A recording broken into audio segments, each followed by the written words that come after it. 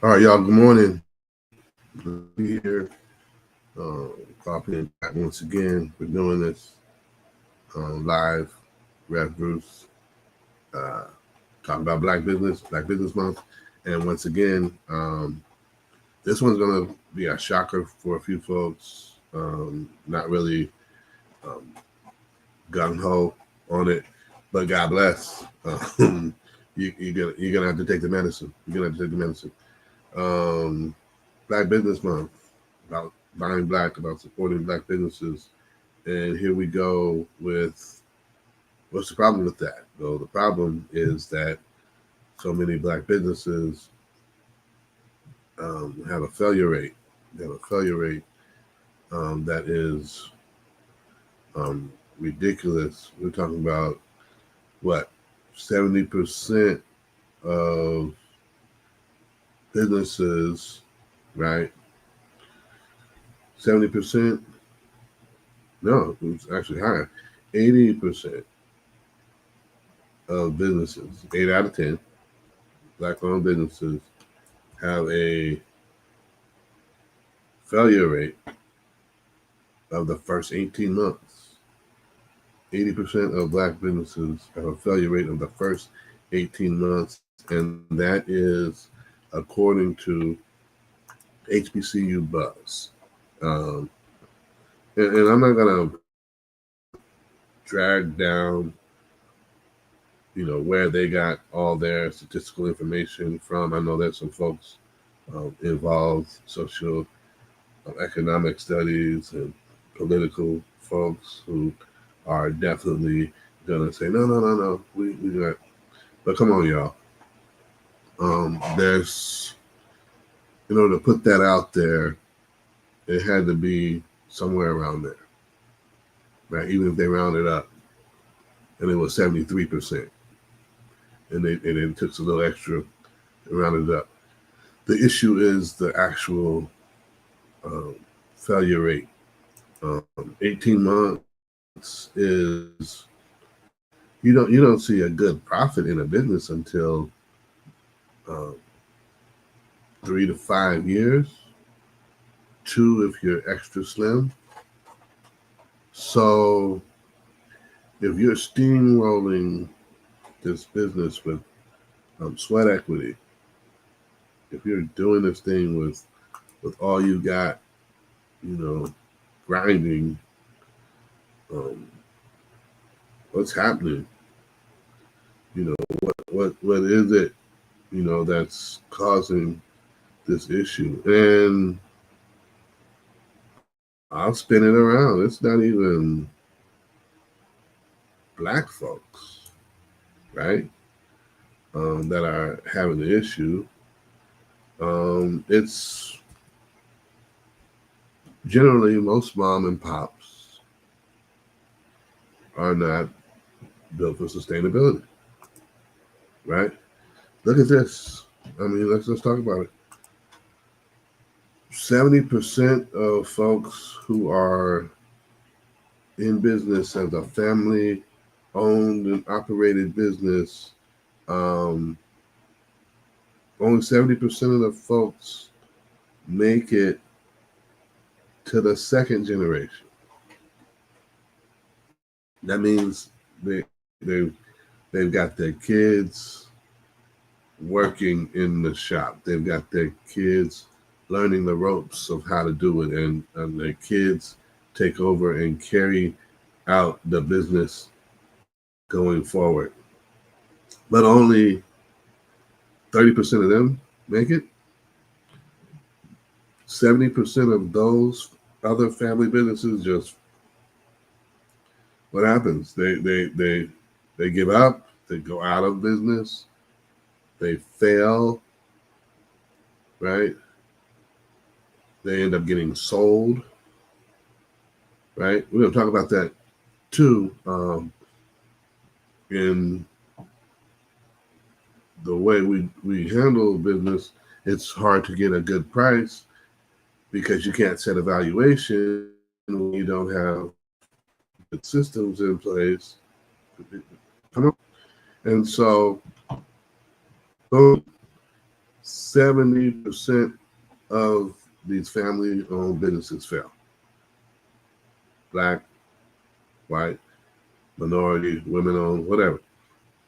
But then considering the factors, the systemic factors, the support systems, those things that are not always in place and equal in all areas,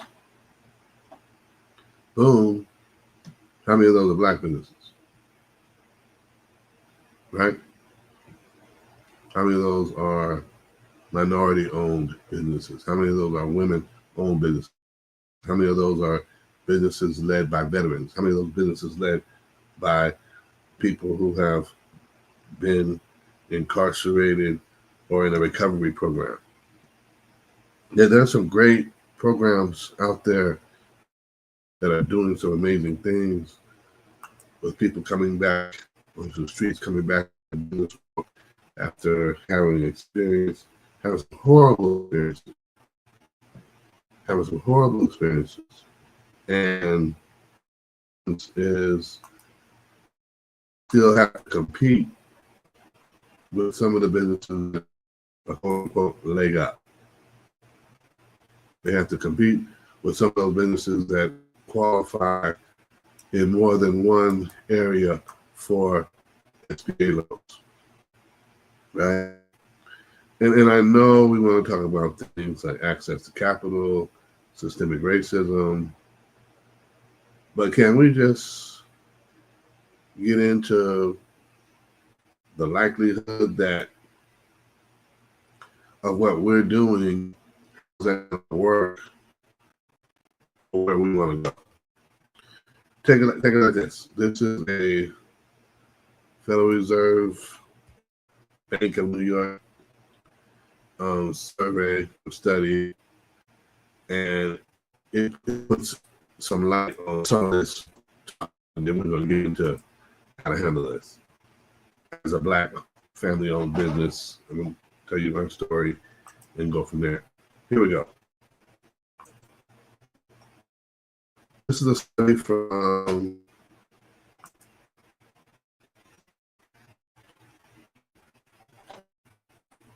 the Federal Reserve Bank of New York.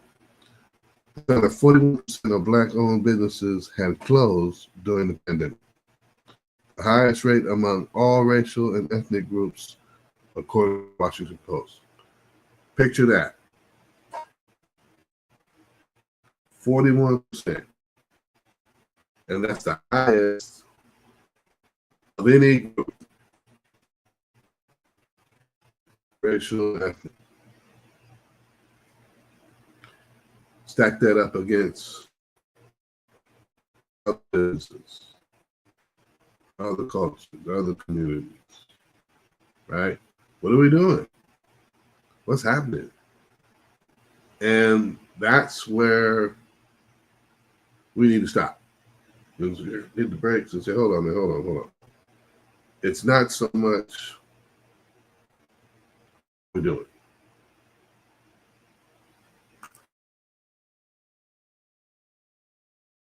It's about what haven't changed, because we've been doing stuff for ages.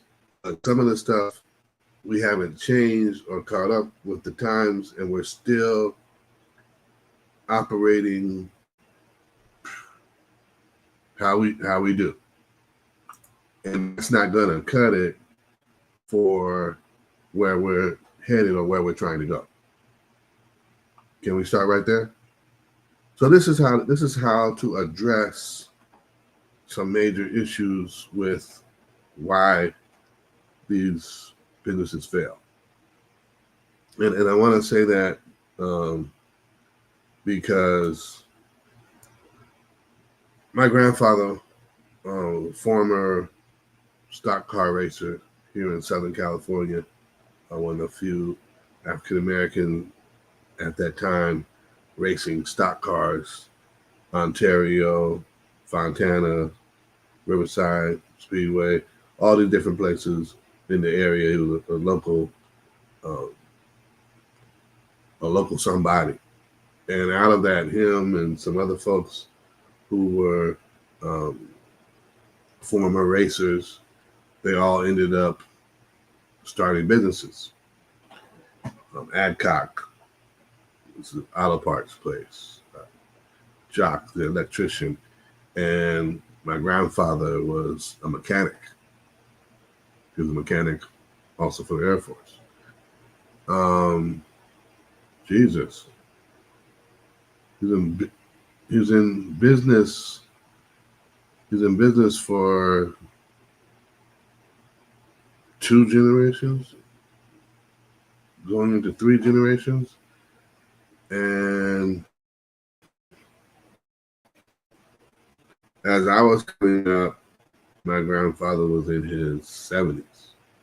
And so I learned by, oh, get up under that car and drop that transmission. Get up under that car and turn that nut for the oil to drop out. And don't lose a nut in the oil pan. And, all that good stuff. Had to go in the pit. Because we didn't have a lift. We had a pit where you could drive over the pit and you'd be under the car. Old school mechanic, right? So we had the auto shop, right? Had land attached to that and had a house attached to that. That was part of the business that my grandpa had. So he was a mechanic and a landlord. But family-wise, he knew his kids. He knew his kids, and he wasn't gonna do certain things. He ended up selling the property, closing the business, and selling the home, that was next door to it, and retired. It was late. It was. I mean, come on. His retirement was like in his 80s, but come on, think about it. That was when you own your own business, you can do it like that. Nobody's pushing you out at 65. And he still had some good years because he's taught me many of things after 65 while working in that garage and helping him out. But I'll never forget that. And I'll never forget how he ended that. And it said something to me about legacy.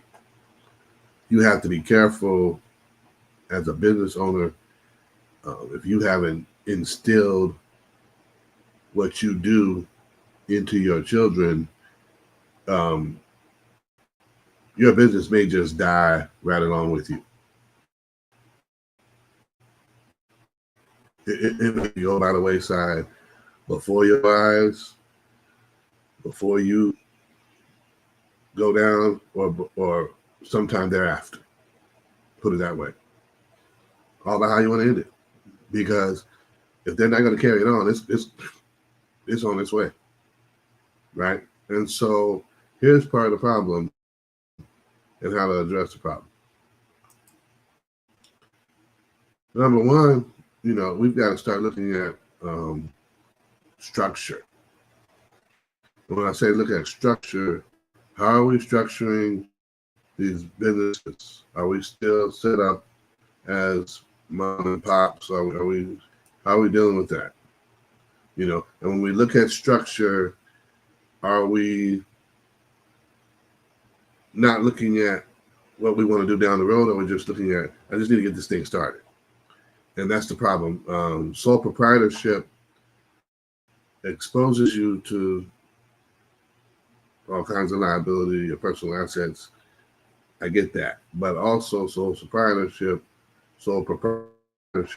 is just you.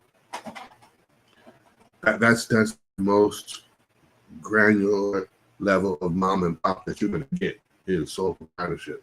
You can start there and grow and advance and live out, but you got to do something, man. You got to do something beyond that. Otherwise, you're stuck. And so you got to do your structure.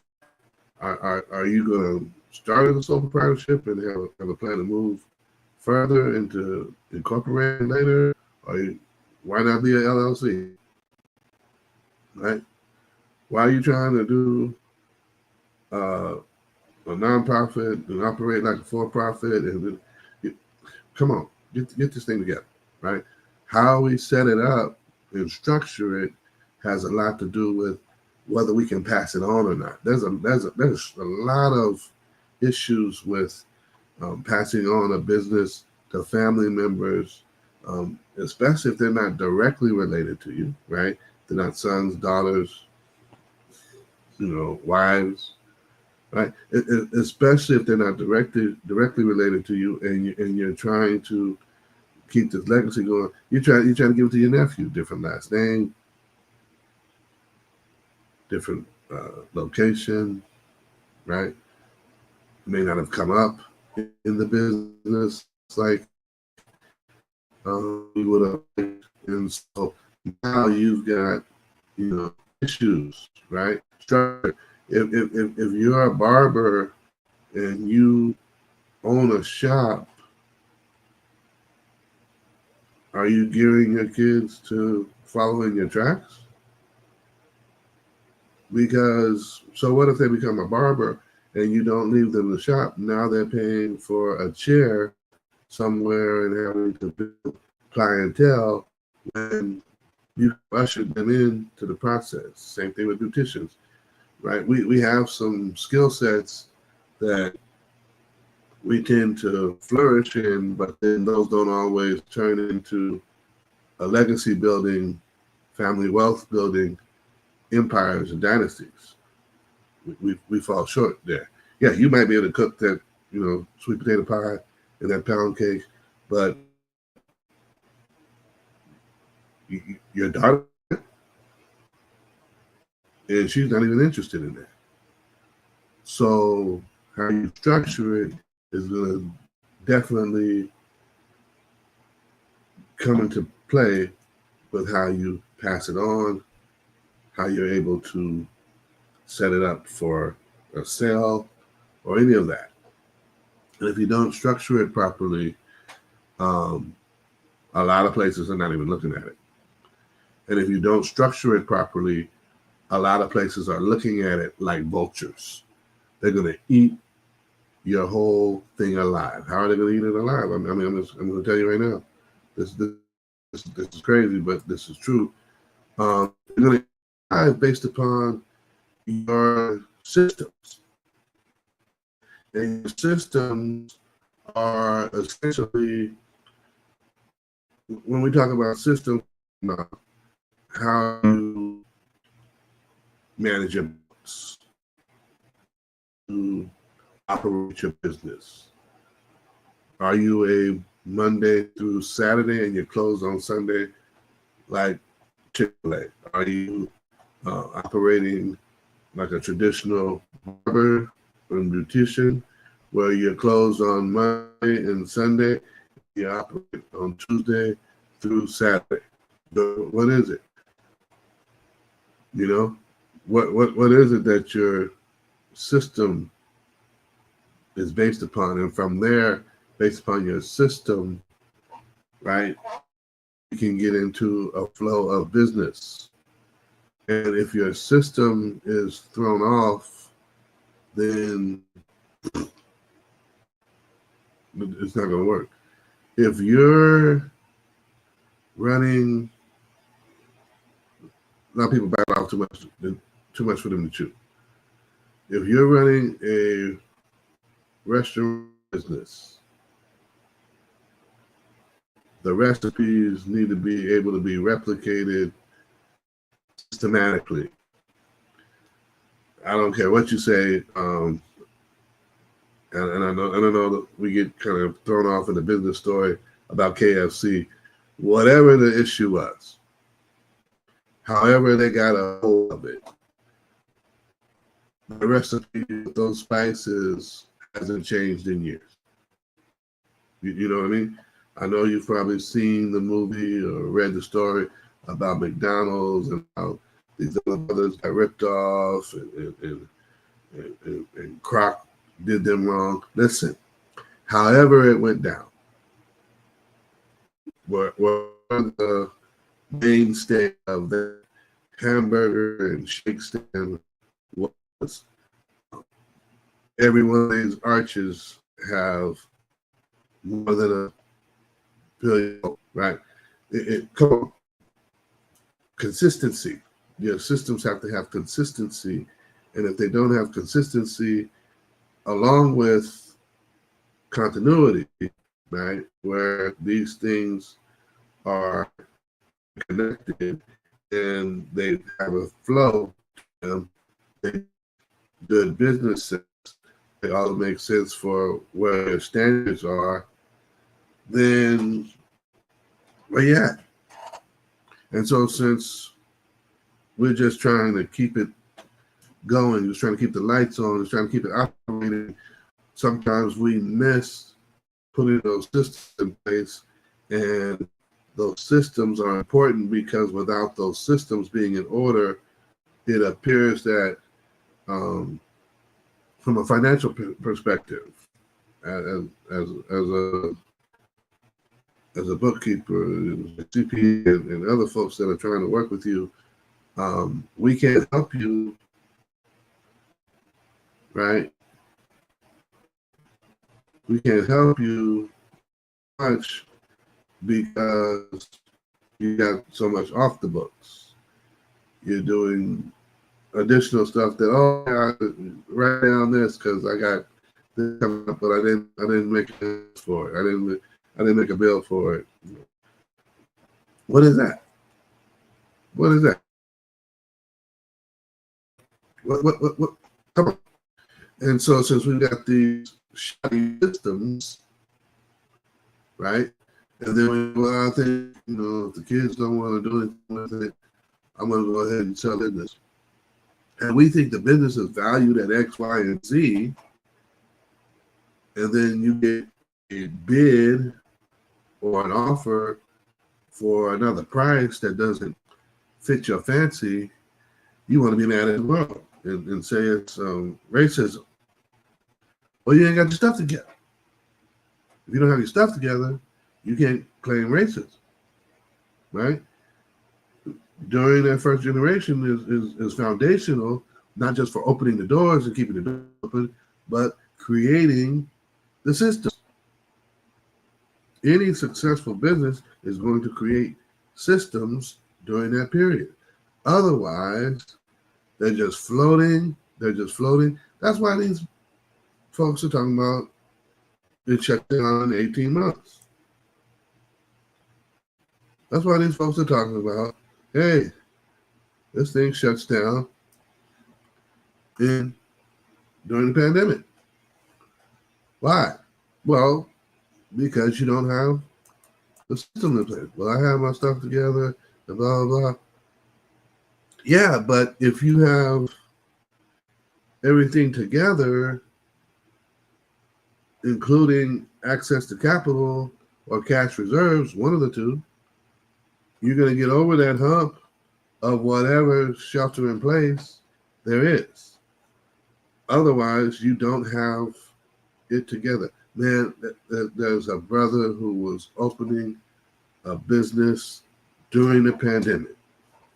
And I want to get him on here this month, but he's so busy, I may not be able to get him. But open during the pandemic, and it was I think I still got the flyer on Facebook for his grand opening, and right when that thing hit, the pandemic hit, and then he had to pivot, and he made a pivot and made it work. And too many of us are stuck because we just know how to open the door, turn that close sign to open, and get going. We're open. Ding, ding, ding, ding. Okay, let's go. And we do it from whatever time, go home, and all right, we're back to tomorrow. Don't even know if he made a profit that day. Don't even know if he made money that day. Come on. And so the systems are the issue. And when we don't have the systems in place, we can't get the valuation that we want for a business, and we can't sell it. We don't have the systems in place. We can't demonstrate the the financial validity of the business, and so we can't get a loan. We don't have the systems in place, and so we can't withstand the storm. Can't handle it. And when we shut down, we're done. The business is over.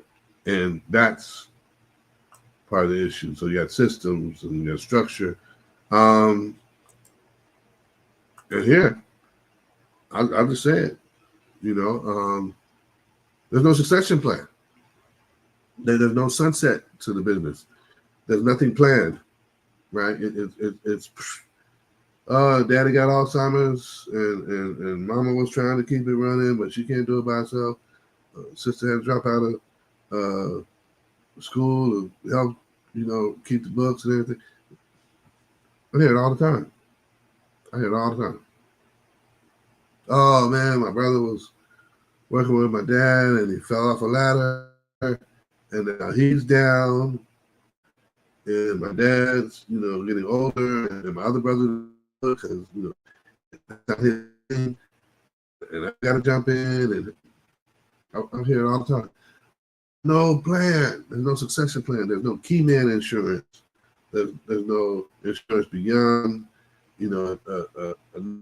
if someone sues you and the liability of it. What happens when you lose your capacity to do what you're doing?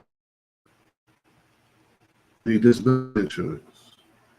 You need a self-employed retirement account. But if you're just making enough to cover the books and expenses and gas and repairs for the lawnmower and the weed whacker, get into something else or modify that business and scale it to a different level. But if it's barely covering everything, then we've got to look at it differently.